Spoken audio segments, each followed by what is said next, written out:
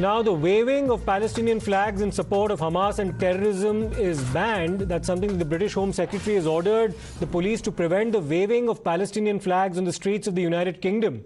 Now, those are the visuals that you see to the left of your screen there. The waving of pro-Palestinian symbols and calls of support for Hamas are also banned. That's the directive coming from the UK government over certain rallies in favor of Hamas that are known to have been carried out in some parts of the United Kingdom. That's the development in the UK right now. Those are some of the visuals that you see to the left of your screen, where a controversial rally was reportedly taking place in a part of the UK, where certain slogans and flags in favor of Hamas had actually been raised by some of the protesters there.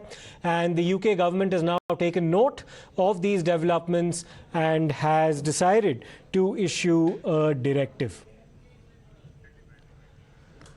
So the United Kingdom, standing in complete solidarity with Israel, has in fact decided to take a decision right now to ban sloganeering in favor of Hamas or carry Hamas flags. Let me go across to my colleague Pradeep Datta, who's been reporting for us on the ground in Israel. Pradeep, tell us about where you are.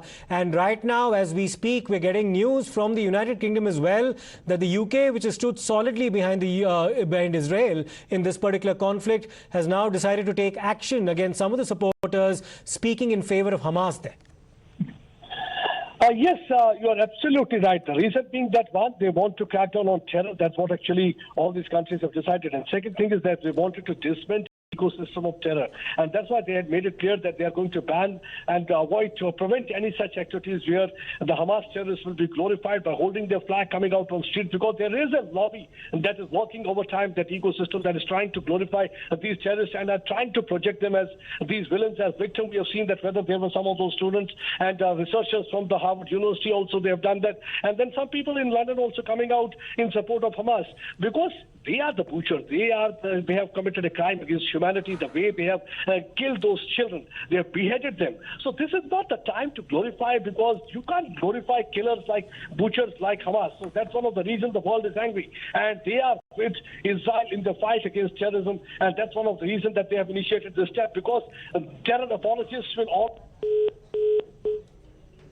Right, we lost that connection with Pradeep, but we'll try to patch him up once again. He's reporting from Israel as we speak. We'll slip into a short break right now. We'll come back with more on the other side. Stay tuned.